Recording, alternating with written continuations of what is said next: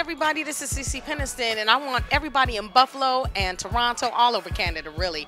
I want you guys to check out what the Skinni really is on skinniverse.com with my girl Kenya.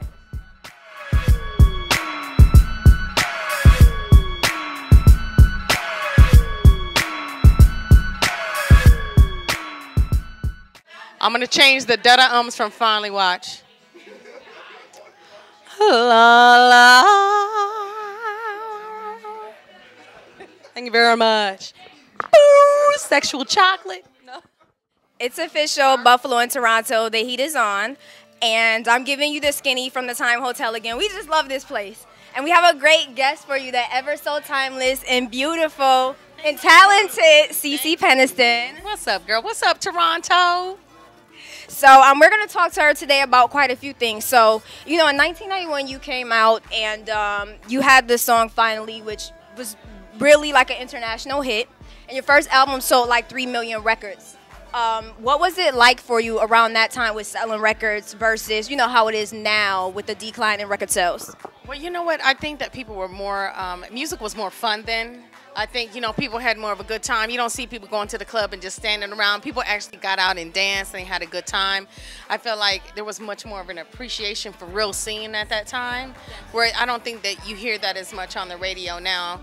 And for me, it was, you know, very overwhelming and excited, you know, and exciting because as a child, I can always remember having this dream and telling them, I said, I'm going to be famous one day. They were like, yeah, right. You know how your grandma's like, go play. You know, they don't believe you. And so for me, having my dream come true was a beautiful thing. And so now you kind of have an accent. Like, it kind of sounds like Dayton, Ohio to me, which isn't too far from Buffalo. Oh, that's where I was born. So you were born in Dayton, and you moved away. You moved to Arizona, right? Yes, yes. And when you were in Arizona, you became Black Miss Arizona. Yeah. So what was your transition like, going from that, you know, like from a small town to Arizona and then going into the music industry? Everything just seems so big to me.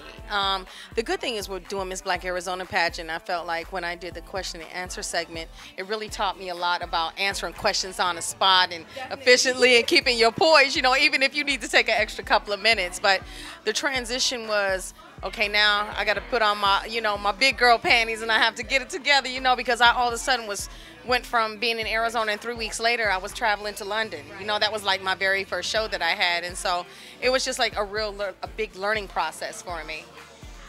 And so another thing that I've learned about you that was like really cool is that like you were like the first Black R&B singer to go ahead and perform in Africa when apartheid ended, and you were like invited by the Pope to perform for him in the inauguration. I thought that was really cool. What were those experiences like for you? Well, you know what? It was, you know, it's indescribable, really, to see people on, like, people that I admire and see on TV that are in a position, and to be asked to be able to perform for them. I mean, it was a beautiful thing. And on a different note, it was actually when I did Woodstock and I did for the Pope. I did those shows for the Pope. I had actually done a gospel album, which was on Warner Brothers. It was with Phoebe Snow, Lois Walden, Mavis Staples, you know, Diane Reeves. So it was kind of like a different energy. Oh, Thelma Houston. It was a different energy for me to do, and a different light that people were able to see me in. So. Wow, and that's really cool because it's just like, who could even imagine like the Pope saying, you know, hey, I want you to come to the Vatican. Like, you know, it's a very, like, something that nobody can really do. You know, it was amazing, too, because when we got there, not only did we do a performance, and Andrew Bocelli was there, and he was amazing. He was off the chain. Beautiful, beautiful voice. And it was nice because we actually got to go in a room with the Pope. It was like 30 of us. They called it a private audience with the Pope, and he gave me this rosary, and he was like, bless you and bless your family. So it was just, I was like, okay, this is what's up. Exactly. And so now, being that so many people love you and embrace your music, when can we expect like another album? Basically, you know what? I just got done with an album. So, hey, y'all, you got to go out and support my project.